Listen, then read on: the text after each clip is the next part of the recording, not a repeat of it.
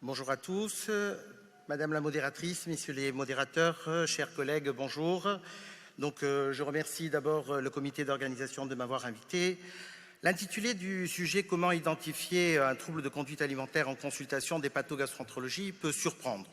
Surprendre pourquoi? Parce qu'effectivement, il y a deux questions qui nous viennent à l'esprit. En quoi des domaines qui semblent très éloignés comme un trouble du conduite alimentaire et la gastroentérologie ambulatoire peuvent-elles avoir comme dénominateur commun?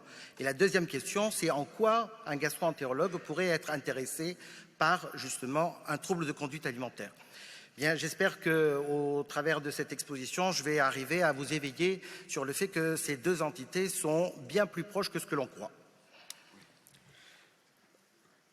Je vous propose comme fil conducteur les objectifs pédagogiques suivants, à savoir connaître la définition des troubles des conduites alimentaires, connaître leur fréquence, savoir les rechercher et les identifier en consultation d'hépatogastroentérologie et enfin savoir orienter la prise en charge du patient atteint de TCA. Aborder un tel sujet, c'est d'abord la nécessité de définir ce qu'est un trouble de conduite alimentaire que je nommerai désormais TCA. Le TCA, ou plutôt les TCA, sont des maladies mentales complexes à forte morbidité et mortalité, psychosociale et somatique. Leur nosologie a connu de très nombreuses modifications au cours des dernières années au sein de l'ouvrage de référence international, à savoir le manuel statistique et diagnostique des maladies mentales élaboré par les psychiatres américains et communément appelé le DSM. La dernière classification syndromique des TCA remonte en 2013 et elle est inscrite dans le DSM-5, c'est-à-dire la version 5 du DSM. Ces maladies mentales ont comme particularité commune à tous les patients TCA celle d'être une perturbation durable, cognitive, émotionnelle et comportementale qui s'articule autour d'une préoccupation pathologique pour le poids et ou la nourriture et ou le schéma corporel et qui va avoir certes un retentissement psychosocial mais surtout somatique. Ici représentée l'anorexie mentale qui se caractérise par une restriction alimentaire sévère adossée à une peur intense de prendre du poids et une altération de la perception du poids. La boulimie se manifeste par une perte de contrôle avec une ingestion en une durée très courte d'une très grande quantité d'aliments qui va être suivie d'une manœuvre compensatoire, le plus souvent des vomissements, à raison d'au moins une crise par semaine sur 3 mois consécutifs et associée à une profonde altération de l'estime de soi. L'hyperphagie boulimique peut être considérée comme une boulimie sans manœuvre purgatoire. Ces trois entités avoisinent une prévalence dans la population générale entre 4 et 8%, et elles constituent ce qu'on appelle les TCA spécifiques typiques, par opposition aux TCA spécifiques non typiques qui ne remplissent pas tous les critères diagnostiques et que les anglo-saxons appellent Other Specified Feeling or Eating Disorders, et une troisième catégorie que sont les TCA non spécifiques, non typiques, qui incluent une série de troubles conflictuels à l'alimentation.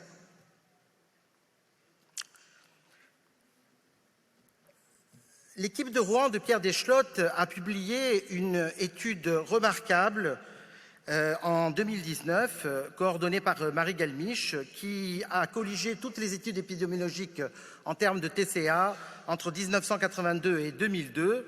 Et cette étude méta-analytique a permis de rendre compte que la proportion de TCA, tout TCA confondu dans la population générale, avoisine les 8% chez les adultes, les 6% chez les adolescents, affectant davantage les femmes que les hommes et dont l'évolution de la prévalence a été multipliée par un facteur 6 entre 1982 et 2002. Rapporté à la population générale, ça représente plus de 1 million de personnes. Pour rechercher et identifier le TCA en consultation d'hépatogastroentérologie, cela nécessite de comprendre ce qui peut soutenir l'intérêt de connaître les TCA pour un hépatogastroentérologue. Et ceci repose sur deux piliers rationnels. Le premier pilier, c'est la physiopathologie elle-même qui nous donne un éclairage entre le lien qui peut exister entre TCA et le système digestif. Ici représentés les principaux traits phénotypiques d'un patient souffrant d'un TCA, à savoir un niveau d'anxiété très élevé, une composante dépressive fréquente, des carences en macro et micronutriments qui vont induire une dénutrition plus ou moins sévère, des apports excessifs comme c'est le cas dans la boulimie ou l'hyperphagie, des troubles hydriques plus ou moins importants, des manœuvres purgatives et une iatrogénie liée aux différents traitements que ces patients reçoivent. Le tout va générer une série de conséquences somatiques, mais surtout digestives, parmi lesquelles la dysfonction axe cerveau-intestin, la dysfonction du nerf vague et des plexus myentériques, une dysbiose sévère, une amyotrophie des muscles lisses et striés, des altérations hormonales digestives et une altération de l'immunité entérique.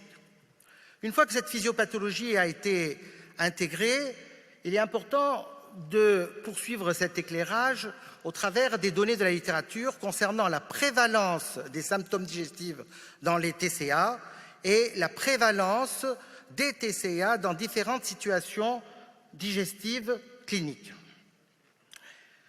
Ainsi, les symptômes cardinaux des troubles fonctionnels intestinaux affectent un patient sur deux. La constipation représente jusqu'à 40%. Elle est très fréquente chez les anorexiques et les boulimiques. Elle peut être parfois extrêmement sévère, entraînant l'abus de laxatifs, et elle est le plus souvent mixte, à la fois de progression et terminale. Les douleurs abdominales et les ballonnements, ainsi que les flatulences, sont la conséquence le plus souvent de la constipation. La diarrhée est assez rare, elle est plus souvent une fausse diarrhée sur constipation ou une diarrhée induite par les laxatifs. Les troubles dyspeptiques sont dominés par deux entités. Le reflux gastro-œsophagien qui est très fréquent et qui va varier suivant le type de TCA considéré. Quand on réalise une gastroscopie, eh bien, cette gastroscopie est dans 2/3 des cas indemne de toute lésion. Le reflux gastro-œsophagien est le plus souvent atypique. La dysphagie est une des conséquences également du reflux gastro-œsophagien et elle affecte 1/3 des patients. Cette dysphagie concerne surtout le tiers supérieur de l'œsophage et peut être effectivement liée à une œsophagite peptique, une œsophagite mycosique ou liée à la dénutrition elle-même. Les troubles de la motricité intestinale affectent un patient sur 5. Elles peuvent revêtir différents modes d'expression, l'achalasie, la gastroparésie, le prolapsus rectal. Juste quelques spécificités de ce prolapsus rectal. Il est indépendant des antécédents obstétricaux. Il est lié le plus souvent à des phénomènes d'hyperpression abdominale provoqués par les vomissements ou les efforts de poussée, très souvent liés aux abus de laxatifs et en lien direct avec la dénutrition qui va induire des anomalies des tissus conjonctifs et musculaires. La maladie cœliaque est certainement la pathologie la plus représentative en matière de TCA. 9% des patients diagnostiqués d'une maladie cœliaque ont un TCA.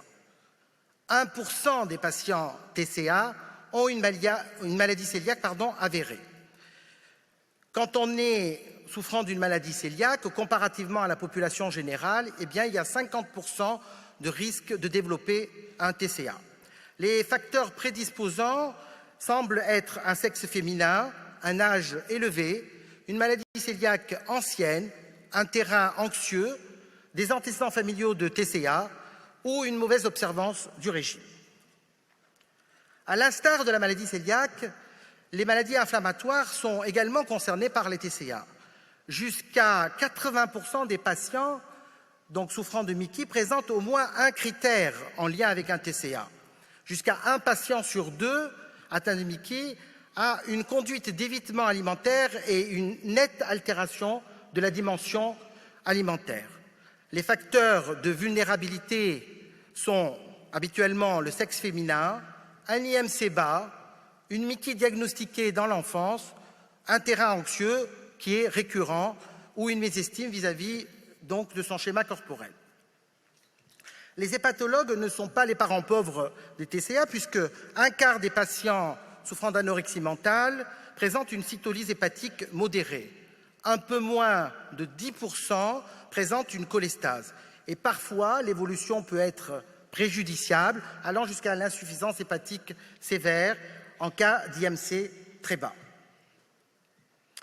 Et je ne pouvais pas terminer ces différentes situations donc cliniques gastro-entérologiques sans parler de la chirurgie bariatrique qui fait partie de nos pratiques quotidiennes, puisque environ 30% des patients TCA ont souffert ou souffrent d'une obésité. En parcours d'une chirurgie bariatrique, un tiers des patients présentent une hyperphagie.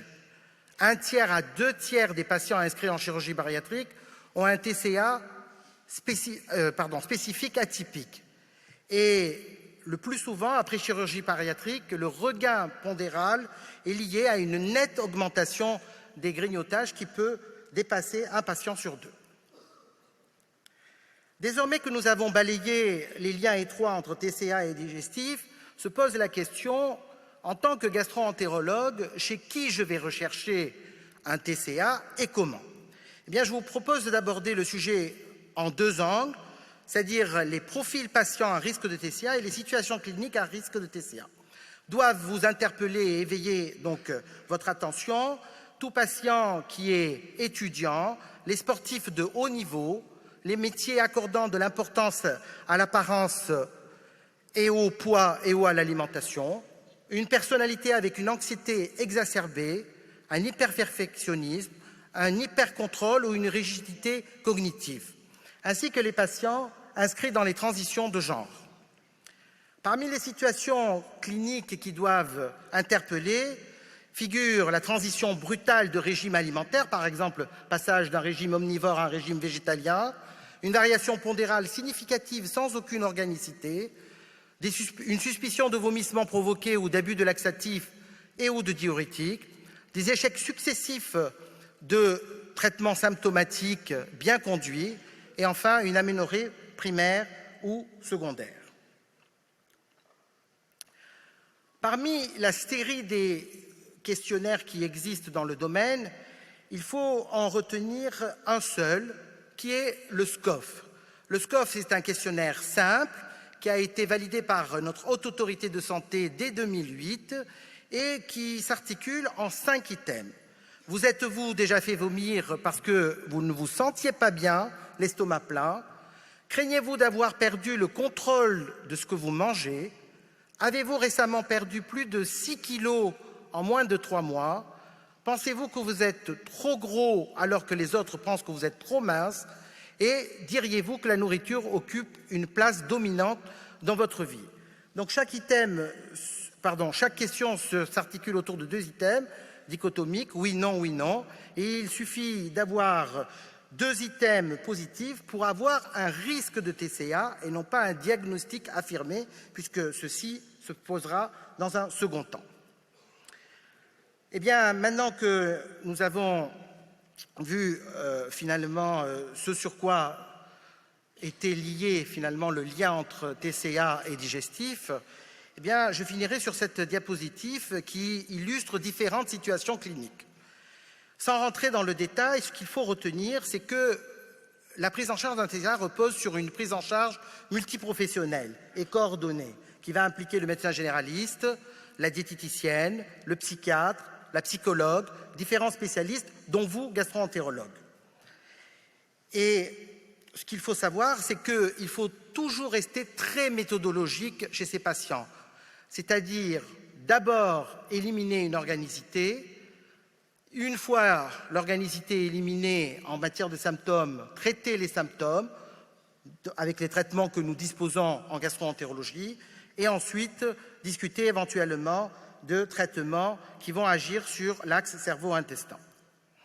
Donc en conclusion, je finirai sur les points forts, à savoir que les TCA sont des maladies complexes à morbimortalité élevée. Les TCA sont fréquents chez les patients qui souffrent de troubles fonctionnels intestinaux et les patients en parcours de chirurgie bariatrique. Toute perte pondérale inexpliquée et ou maintien des régimes exclusifs injustifiés doit faire rechercher un TCA chez un patient suivi pour troubles fonctionnels intestinaux. La version française du questionnaire SCOF est un outil de dépistage simple, reproductible pour le dépistage. Et une prise en charge précoce et pluridisciplinaire d'un TCA est prédictive d'une meilleure réponse thérapeutique. Merci. Merci beaucoup. Merci beaucoup pour cette présentation très éclairante. On se rend compte qu'effectivement, on sous-estime sûrement, pour connaître un peu les troubles de la motricité, des patients qui se présentent, notamment des jeunes filles avec des tableaux d'anorexie qui sont en réalité parfois des troubles moteurs œsophagiens, des constipations aussi avec des gens qui n'assument pas tout à fait le contrôle alimentaire. Donc c'est bien de pouvoir avoir des petits outils pour introduire ce sujet auprès des patients. Alors il y a plusieurs questions, notamment 2 sur l'ARFID, les ARFID, leur fréquence, parce que du coup on a été obligé de choisir un petit peu, mais est-ce que vous pourriez en dire plus en consultation d'hépatogastro? Alors effectivement, c'est volontairement que je n'ai pas abordé les ARFID parce que en fait, les ARFID, donc les troubles restrictifs et d'évitement de l'alimentation et de l'ingestion de l'alimentation, est une entité assez nouvelle puisqu'elle n'existait pas avant 2013, c'est-à-dire avant la dernière classification. Quand on tape sur PubMed ARFID, on a à peu près 600 publications, donc c'est assez récent. En fait, l'ARFID, contrairement à tous les TCA que je vous ai évoqués, le patient qui en souffre n'a pas de dysmorphophobie et n'a pas d'obsession vis-à-vis de son poids. Alors, la physiopathologie est assez complexe. Elle est basée sur l'évitement donc d'un grand nombre d'aliments. Finalement, le répertoire des patients devient très réduit. Et ça se base sur finalement soit des expériences aversives, soit sur un problème de sensorialité.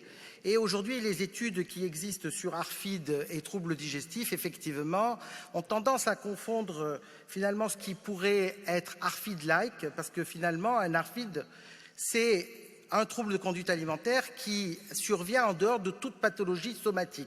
Par exemple, dans la maladie de Crohn ou dans tout Mickey, on peut avoir des troubles alimentaires quand la maladie est active, qu'on ne peut pas parler d'ARFID. Il faudrait savoir si, une fois la maladie stabilisée, éventuellement, le patient présente des troubles conflictuels avec l'alimentation qui pourraient nous conduire à un tel diagnostic. Merci. Il y a une question autour de l'endoscopie. Dans votre présentation, vous avez souligné que l'endoscopie était quand même souvent nécessaire. On l'appréhende dans le cas de trouver une pathologie, mais est-ce qu'elle aurait elle-même un impact psychologique, qu'elle soit, quand elle est négative par exemple? Est-ce que ça permet d'avoir une approche un peu rassurer les gens? Est-ce qu'il y a aussi une dimension psychologique à la gastroscopie? Oui, clairement. Les patients sont rassurés par le fait qu'on ne sous-estime pas parce que les patients TCA, souvent ont l'impression de vivre une certaine atténuation de leurs symptômes ou un certain dénigrement par méconnaissance. Et le fait justement de proposer une exploration endoscopique peut les rassurer parce que ça fait partie en fait de l'alliance thérapeutique en soi. 2 questions qu'on pourrait regrouper. D'une part, est-ce qu'il y a une explication physiopathologie à la gastroparésie ou est-ce que c'est secondaire? Et l'autre question, c'est est-ce que les modifications de la motricité et du microbiote sont réversibles à la reprise de poids, par exemple, chez un anorexique? La deuxième, c'était? Est-ce que les modifications du microbiote ou de la motricité qui sont observées dans les troubles du comportement alimentaire sont réversibles lorsqu'on traite le trouble du comportement ou lorsqu'il y a une reprise de poids normale? Alors, concernant les troubles de la motricité, il y a 2 facteurs qui dominent en matière d'explication. D'abord la dénutrition, qui va effectivement entraîner, comme je le disais, une altération des muscles lisses. Et il y a aussi un dysfonctionnement du nerf vague. Voilà, ça ce sont les 2 facteurs qui dominent. Pour savoir s'il y a une réversibilité en matière de microbiote et de troubles de moteur, oui, mais c'est excessivement lent. Excessivement lent, on peut avoir des patients qui ne vont pas avoir d'amélioration avant 6 mois à 1 an, j'allais dire, de processus évolutif positif. Et dernière question, il y a 2 questions assez proches. Est-ce que finalement la prise en charge psychiatrique, psychologique n'est pas la plus importante? Est-ce que c'est plutôt un psychologue, un psychiatre de l'hypnothérapie ou autre technique? Alors, la prise en charge psychiatrique est importante, mais la prise en charge somatique est tout aussi importante. Je dis toujours qu'une prise en charge d'un TCA n'est efficace que s'il y a les deux colonnes, à la fois psycho-émotionnelle et somatique, avancent ensemble. Sans quoi, on est voué, j'allais dire, à une prise en charge qui va être incomplète, avortée, parce que clairement, le fait que la prise en charge somatique ne soit pas à la même hauteur que la prise en charge psychiatrique va limiter la restauration de ces patients. Merci beaucoup. Merci. Merci beaucoup. Merci.